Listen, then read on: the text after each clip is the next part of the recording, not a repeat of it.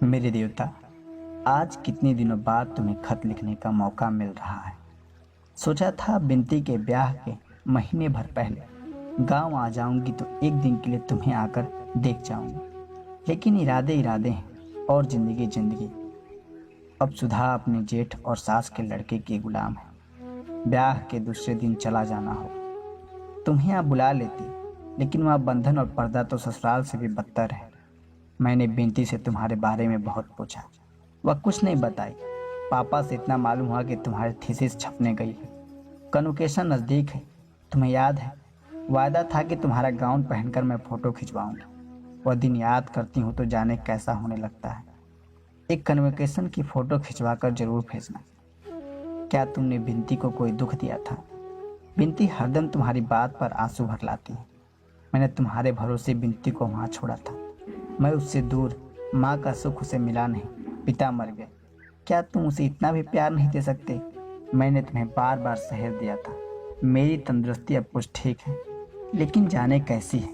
कभी कभी सिर में दर्द होने लगता है, जी मिचलाने लगता है।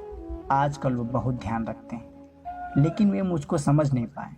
सारे सुख और आज़ादी के बीच में कितनी असंतुष्ट हूँ, मैं कितनी परेशान हूँ। लगता है हजारों तूफान हमेशा नसों में गहराया हुआ है।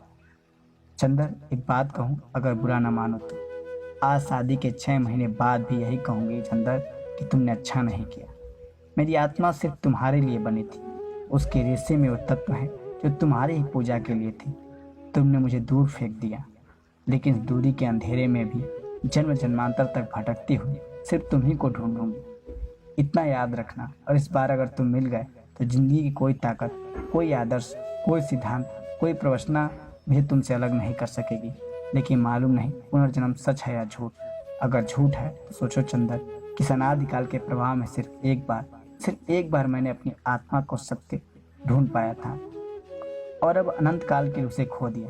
अगर पुनर्जन्म नहीं है तो बताओ मेरे देवता, क्या होगा? करोड़ों सृष्टियां होंगी, प्रलय होंगे, और मैं अतृप्त चिंगारी की तरह असीम आकाश में तड़पती हुई अंधेरे की हर तरफ से टकराती रहूंगी। न जाने कब तक के लिए। ज्यों ज्यों दूरी बढ़ती जा रही है, त्यों त्यों पूजा की प्यास बढ़ती जा रही है। काश मैं सितारों के फूल और सूरज की आरती से तुम्हारी पूजा कर पाती।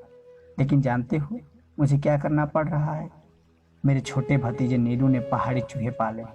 उनके पिंजड़े के अंदर एक पहिया लगा है और ऊपर घंटियां लगी हैं।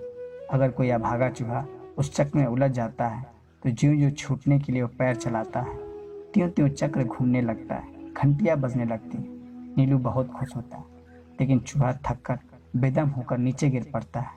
कुछ ऐसे ही चक्र में फंस गए हूँ चंदर। संतोष सिर्फ इतना है कि घंटियां बजती हैं। शायद तुम उन्हें पूजा के मंदिर की घंटियां समझते होगे, लेकिन खैर, सिर्फ इतनी प्रार्थना है चंदर कि अब मैं थक कर जल्द ही गिर जाऊं।